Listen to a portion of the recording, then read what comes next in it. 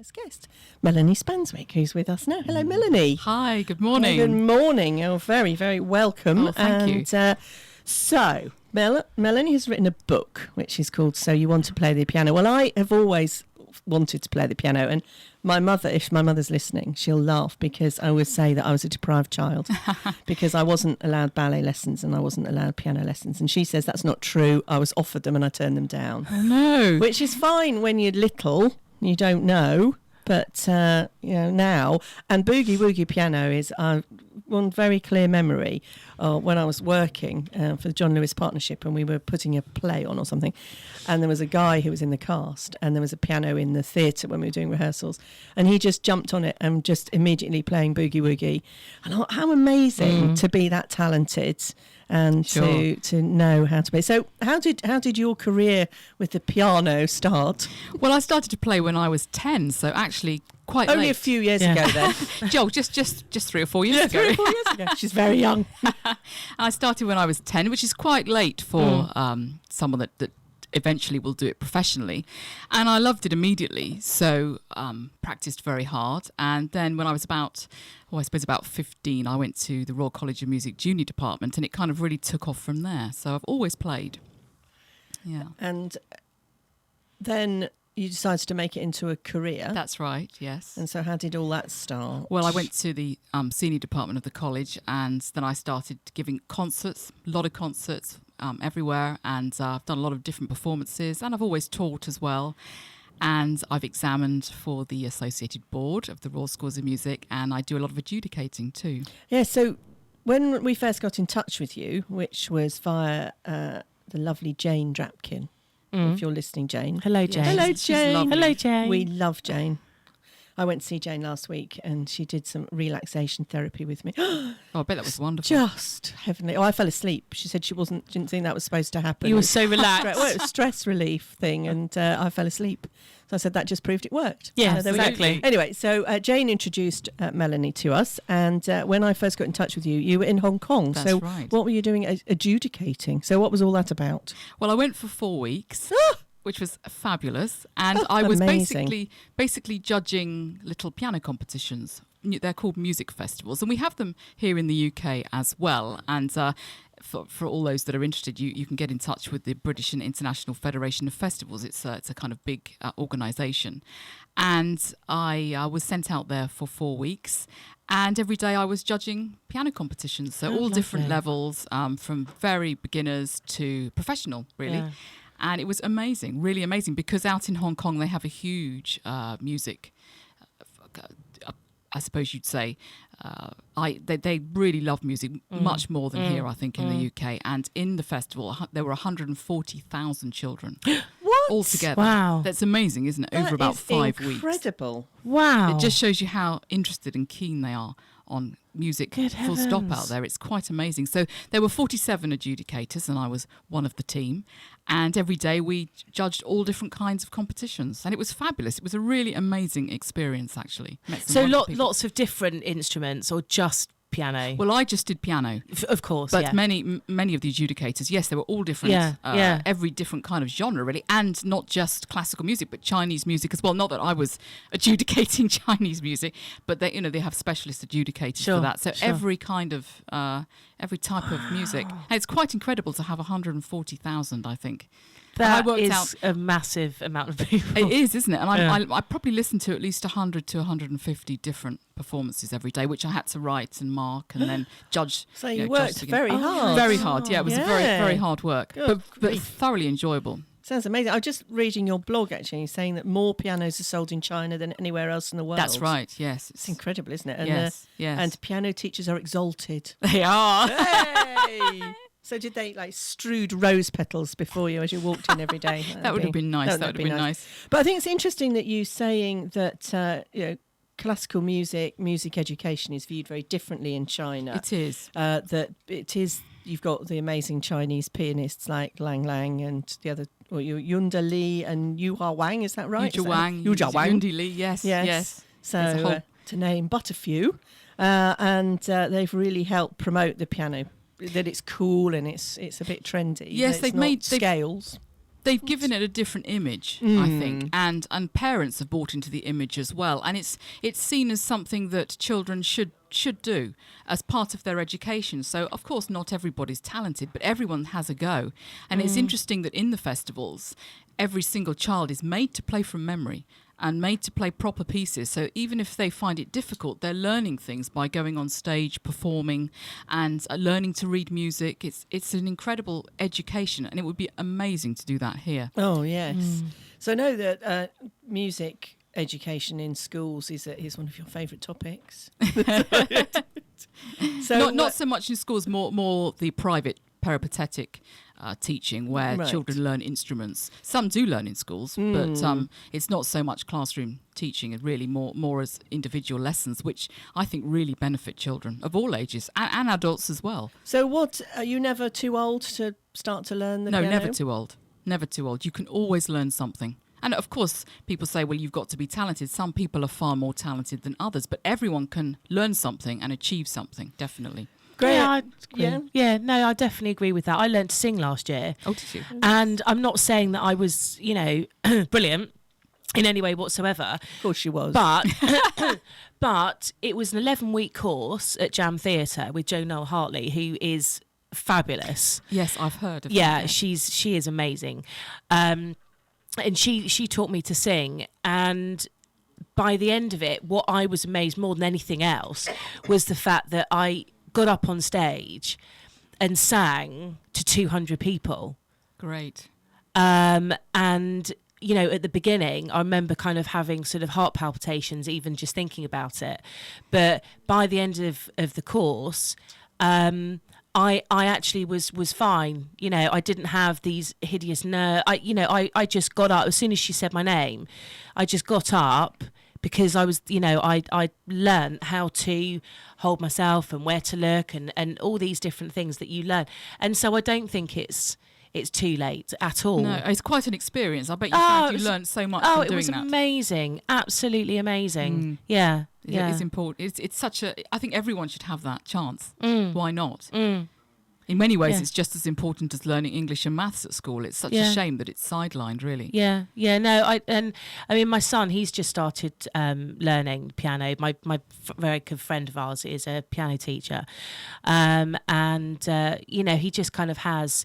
It's a very short space of time every week, but he had there was a little concert a couple of weeks ago that we went along to, and the children that he was playing with, they all got up individually and played a little piece of music, and I was just amazed at how brilliant these children are. They're only little, sure. There were a couple, 2 or 3 that were, really, really were quite fabulous, who were, slightly older, kind of 12, 13. But James's group that have only just started to learn, it was just lovely. I mean, I absolutely love piano music, so. Yeah. No, that sounds great. Yeah. Shall we hear a bit of Melanie playing? Yes, I'd love to. This is Melanie's album, which, tell me if I'm...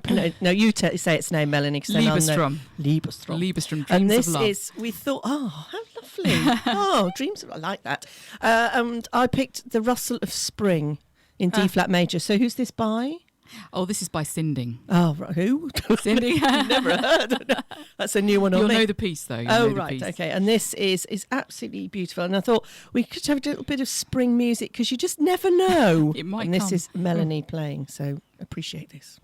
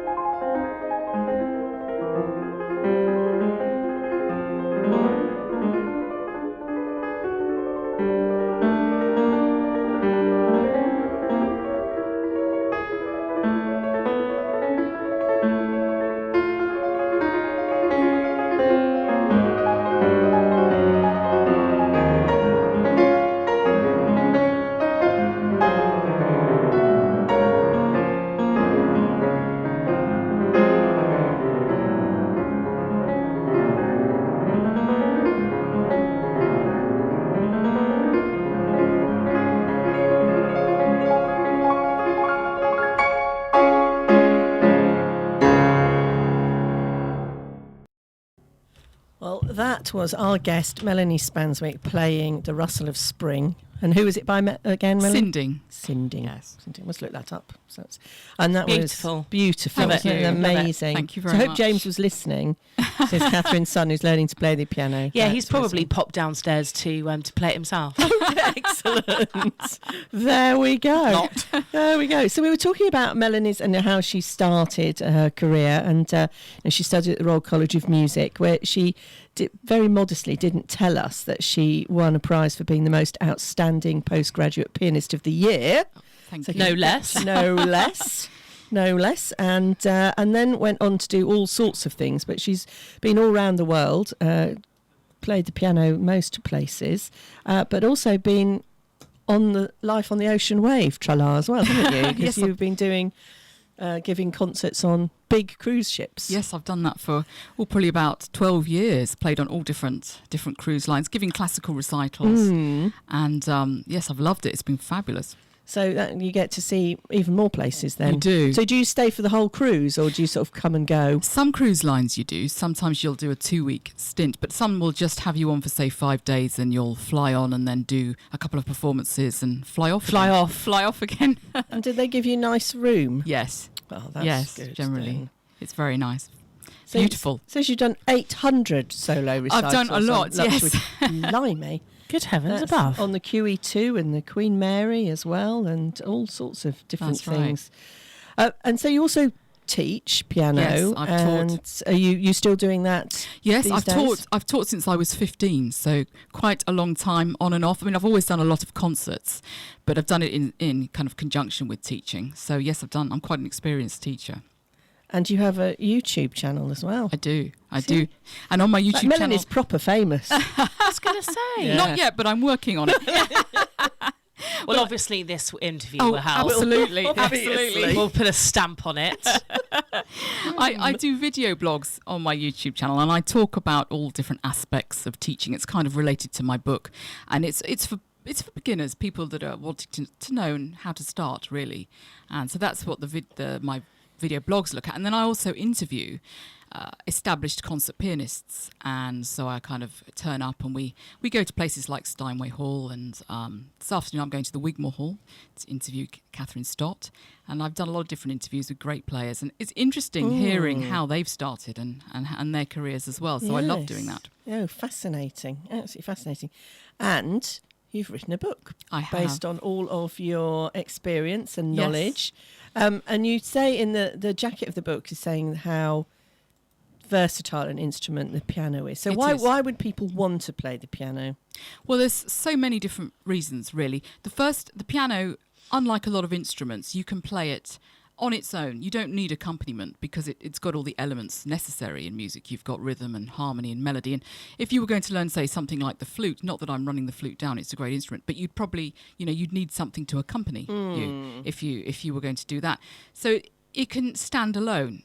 And you can play any kind of music on the piano. If you were talking about boogie woogie earlier, you can play that. You can play musical theatre, you can play rock. It doesn't matter what you play. Even if you don't want to play classical, you can play so many different types of music. It's very versatile. And also, once you've learnt the basics of the keyboard, if you fancy doing something else, playing the organ or harpsichord or spinet, celeste, rock keyboards, pop keyboards, you can play so many different types of keyboards. So it's very versatile from that point of view. And I think when you learn the piano, you've got to learn 2 different lines of music. You've got the right hand and the left hand. And again, on some orchestral instruments, you'd only learn 1 line of music. So that, again, allows you to learn all the notes you'll ever need to know. So you've learnt to read music properly, even if you never really master how to play. I think reading music is a huge accomplishment, and it would be, a really useful thing for children to do in school, just learning as they do maths and English, I think. Is it an easy instrument to No, learn? it's not. I'll be honest, it's not easy because you've got a lot of coordination. I talked about the 2 hands. Yes. You've got to That kind of put me off at that point. Well, you see, no coordination. if you've got a good teacher, though, they'll guide you to do that. It's very important to do it slowly from the beginning, so that you're playing, different notes, different rhythms, both hands together, but that can be learnt from the beginning if you do it in the right way, very slowly. It's not that easy, but it's instant sounds. You play a note and the note will sound. That doesn't happen on the flute or the violin or trumpet. You have to spend a long time just learning to make the sound on those instruments. Absolutely, I hadn't thought of that. Yes, of course. That can take a year and can be quite frustrating, especially if you've got a child learning, because they want to make a sound, don't they? They want to play a tune. Yes. So if they can't do that straight away, not that I'm running down any other instrument, but the piano is probably the most basic instrument to learn from the point of view that it's the most useful, I would say. Yeah, I hadn't thought about that. Even the recorder, which perhaps we've all learnt to play in school. Right, yes. There was something, I think it was a radio show on another radio station, and they were talking about recorders and saying how awful it was. And I think that one of the children of the presenter was learning, and it was just horrible sounds. And then they got somebody on who was a professional recorder player. He said, "No, listen, I can make it do this." Yes. And of course, it sounds completely different. That's the thing. Yeah. And so if somebody's learning I know one of the things in your book is it's how to find the perfect instrument. Yes. I presume that, as with everything, it's practice. Well, when you're looking for the perfect instrument, I think in the book I don't recommend brands or manufacturers because that's kind of personal taste. But I just tell people what to look out for. If you're going to find an instrument, you want to have a very firm action so that you're working hard with your fingers, because rather like working hard in the gym, you'll start to develop a good technique. So it's really finding something that works well rather than spending an awful lot of money. When you first start, anyway.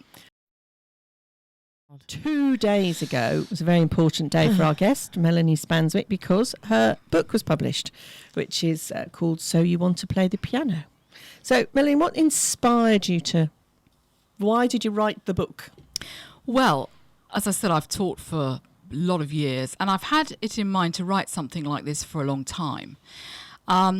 And I suppose it didn't seem the right time. Then I was fortunate that I got a break in my concert schedule, and I just decided to sit down every afternoon for 3 months and put my ideas down. Because one thing I noticed about piano playing is it's so important to start off in the correct way.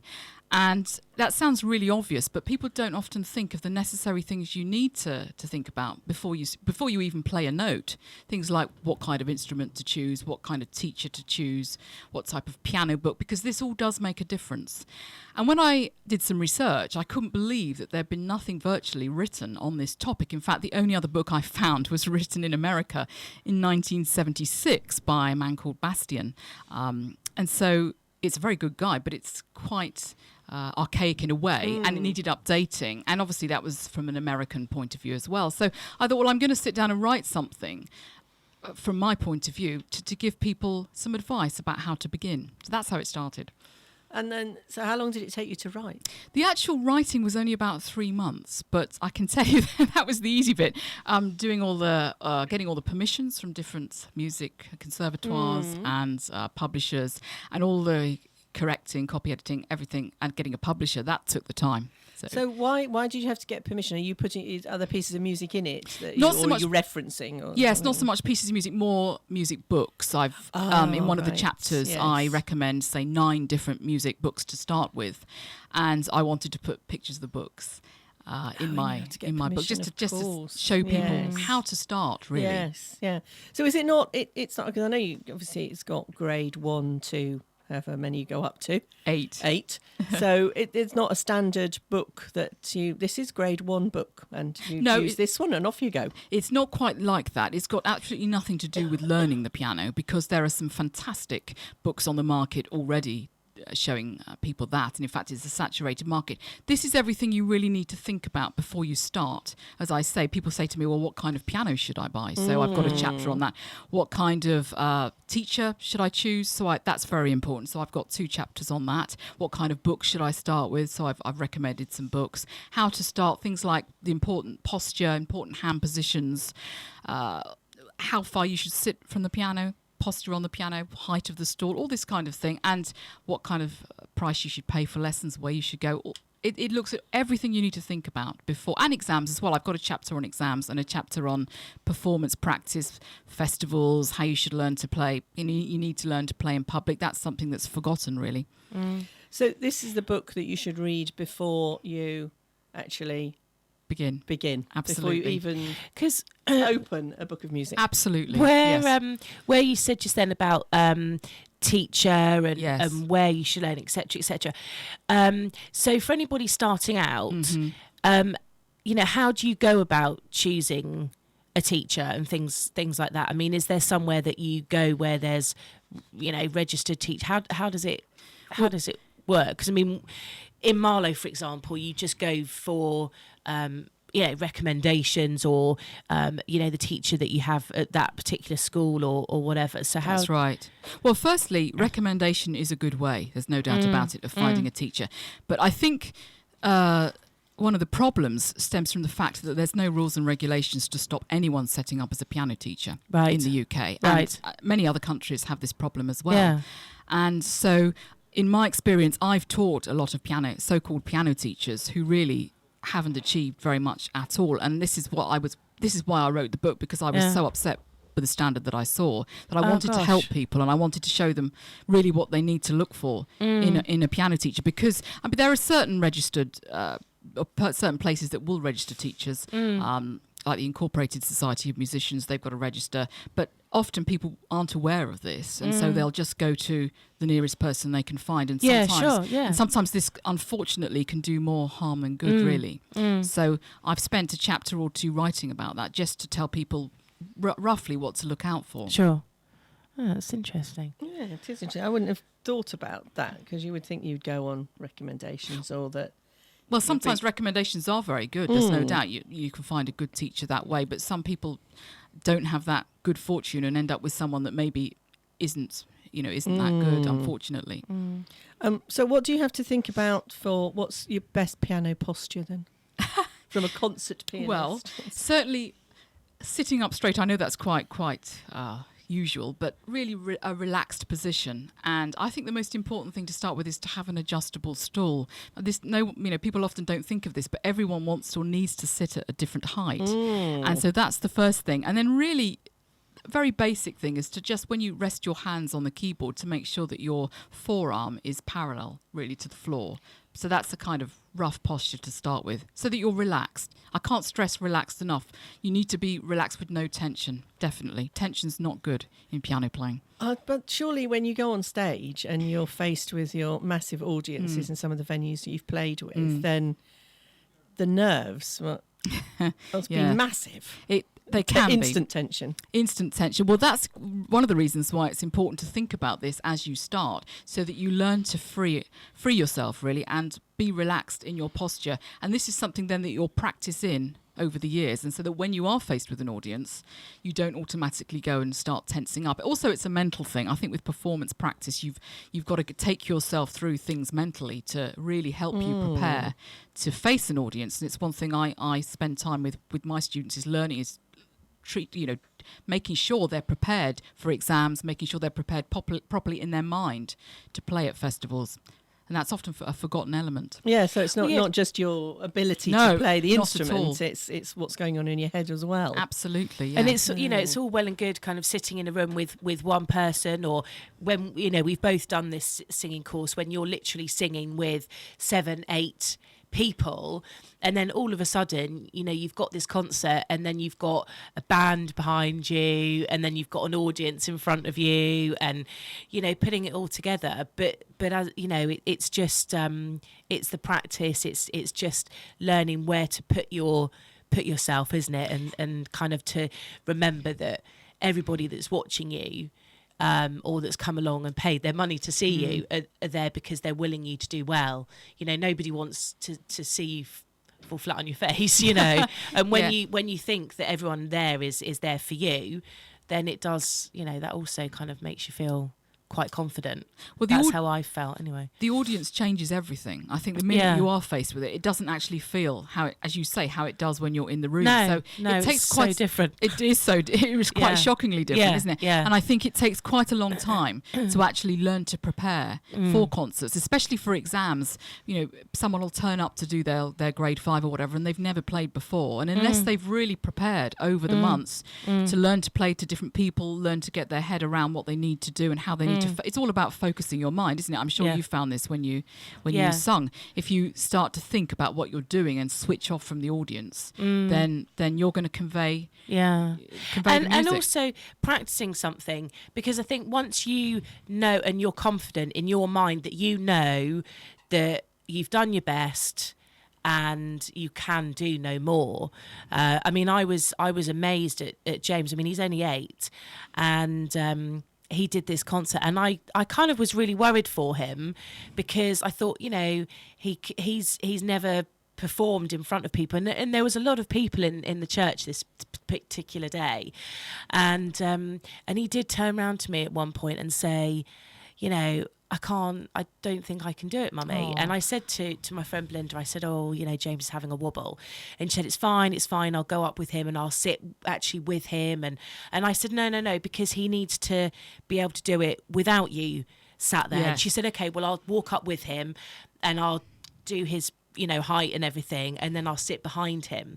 And actually that worked really, really well. And when he had his wobble, I said, look, just remember the evening that you came to watch Mummy singing, you know, I said, if I can do it, you can. And it's amazing how that kind of mental sort of help Absolutely. will, yes, you know, you're talking him through it. And that's and in your head, that's really one of the things you have to learn to do, in fact, is to talk, if you do get nervous, talk yourself through it. Yeah. So that you're switching off from everything else and just totally focusing on what you're doing. And really learning how to deal with it. I think this is a really important aspect of music and lessons, and sometimes it's forgotten, actually. So it is something you need to build in from the beginning again. Melanie Spanswick with us today, and Melanie has written a book which is called So You Wanted to Play the Piano.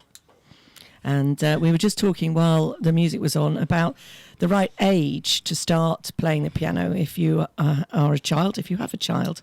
And Melanie and Catherine are in violent agreement on the subject. So we are. It's and quite often you see stories of very, very small children being given a cracker box to play the violin, so that they just learn about the how the fretwork and all the rest of it. But Melanie's belief is that you probably need to be a little bit older. So Yes. what age are you recommending, Melanie? Well, as you've just pointed out, you're going to get exceptions. There will be people starting at 4 or 5 who will be very talented and who will be helped by parents, and probably will have even come from a musical family. Yeah. But generally, in my experience, it's much better if a child starts at about 7 or 8, because as we were just saying, they can understand things at this age. They're able to converse with the teacher. They can pick everything up. They know what to practice. I think with very little children, they certainly need a specialist teacher, someone that really understands that age group. And perhaps if they're very small, learning in a group. Lots of teachers now run groups. So that the children are all learning together, and it's more of a fun experience rather than putting them under pressure of learning all sorts of quite complicated things, because whilst music is a wonderful stimulating hobby, it's not that easy always to start off. There's lots of things to learn, and I think it's better if you're a bit older, really. I totally agree. I mean, and only, you know, I mean, I'm going on first-hand experience with my son, and he's 9 in a couple of months, but he's just at that age now where he's had a term, 2 terms, I think now with Belinda, and he's starting to absorb things. Yes. But the point we were discussing was they can, at this age, 7, 8, 9, they can communicate with their teacher. That's whereas, I mean, you know, where there's always an exception to the rule. But up until that age, that communication isn't going to be as strong, and that learning ability isn't going to be as strong as it is slightly. Even, you know, a year or 2 years can make such a huge difference. That's right, it can. And with little children, I mean, you know, you see it on YouTube and you see it on the news, you know, you're going to get some extraordinary child. Mozart. Yes, exactly. I saw quite a few of them in Hong Kong. I'm sure you did. We judged a piano competition, a piano concerto competition, myself and a colleague, and we had a 9-year-old that came and played us a Beethoven concerto, all from memory. It was quite phenomenal. So there are exceptions. I'm not saying that there aren't, but for the average child, I think 7 is a great age. Yeah. But also, you know, as we were just saying, that the children perhaps that are younger, that literally kind of go and they sit. It might be that they come from a musical background. That's and right. if you've got a piano in the house, and I've seen it, I've had experience of friends of mine who are in the music industry, and the parents, grandparents, whatever, have got a musical instrument, whatever it be. Actually quite a lot of people out there have got a piano kind of in the corner of the room. Because it was a big part of people's lives. You Absolutely, would sit ago. around the piano, and it was a big thing. Everyone have a good old knees up and a sing-song. And, I'd actually love to go back to that. I think many people would. Yeah, I mean, we have definitely. got a keyboard that my mother-in-law has loaned us for James. Because we can't go out and buy a piano just so that he can learn, in case, he might not actually enjoy it. The point is, at the moment he's really enjoying it. And what's quite funny is, obviously on this keyboard he can actually press buttons and music plays that's pre-recorded, and what's more, there's nothing more hilarious than seeing the back of him doing all this as if he's playing something and it's not actually him, apart from the other day when he'd actually switched it off and was playing, and I didn't realise it was him. And I was like, wow, yay, really good. Well done, James. That was really good. And he said, no, actually, Mummy, that really was me. Those keyboards are great, actually. They're really good to start with. Just to start with. They are. Yeah. No, they are. And then you can go and get your baby grand. Eventually. Where are you going to put that in your house? Just wondering. No, we're going to move. Build an extension. Move to fit the piano. Yeah. No, obviously, picking the teacher, you have 2 chapters on that, is that Yes, right? So, yes. so picking the teacher is absolutely critical. I think it is, because I think that the one thing with learning any instrument is that starting from the beginning, all the different postures, hand positions, they're set in stone from the beginning, and if you do them wrong or it's incorrectly taught, then you've got to go back to the beginning and relearn, which is harder. And I say in my book, bad habits are difficult to eradicate. They really are, and it can be detrimental, in fact, to start in the wrong way. Yeah. You're much better off picking a person who's really going to help you from the beginning, and people don't often think about this, so I feel it's really important. I think that there's a lot of films and television where you'll see a child playing the piano and the piano teacher's being really horrible and wrapping them over the fingers. Oh gosh, and that all was the the thing rest of the past. It. Yes. Yes. So you're not learning properly. I'm going to hit you with the ruler. Oh no, that wouldn't happen today. No. Well, I can't imagine it would ever happen I'm today. sure it doesn't. And it these shouldn't days. need to happen. That's not really. I just think with everything that a good teacher who with gentle encouragement and praise is going to be far more effective than somebody telling you you're useless. Yes, definitely. So, and also parents helping.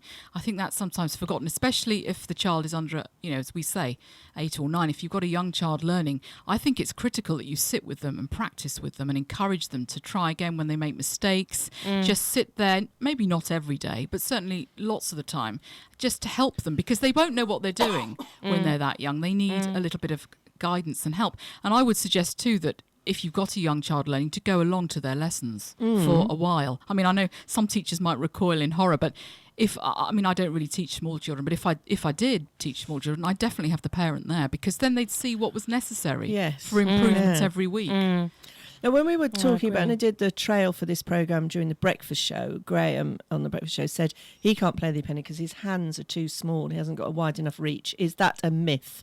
It is a myth, really. Huh. Yes. I mean, Right, I've got quite small hands. You can still play all sorts of things. You don't need to play huge chords all the time. We were talking about that earlier with a piece you mentioned you liked very much that's quite stretchy. And yes, there are examples of where you're going to have to play huge chords. But then there's also all sorts of other types of music, Mozart, Bach, that don't require huge stretches. So you really don't need a big hand. No.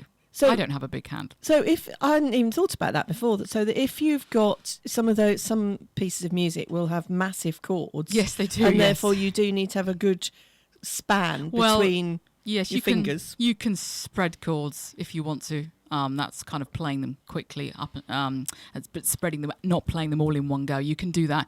Some people might rewrite slightly chords if they can't reach. Certainly in composers like Rachmaninoff, Prokofiev, they're big stretches often, not always, but it doesn't stop people playing. You can still find a way around it if you really want to. There's no reason. You don't need a big hand. No.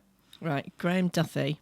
if you're listening. But I suppose that's Rubbish. that would be the same in singing, in the fact that there might be notes that you can't you might not get have a full to. vocal range. Yeah, that and there's people that have sung other people's music, and you're never going to be the same as somebody else, because everybody's voice is completely different. Right. But it's all about adapting, isn't it? I guess you can absolutely adapt everything. Yeah. There are one-handed pianists out on the circuit doing all sorts of things and doing extremely well. You don't actually need to. I'm not saying you don't need to have hands or anything, but you adapt. Well, obviously, you adapt to whatever you've got, really. Yeah. Absolutely.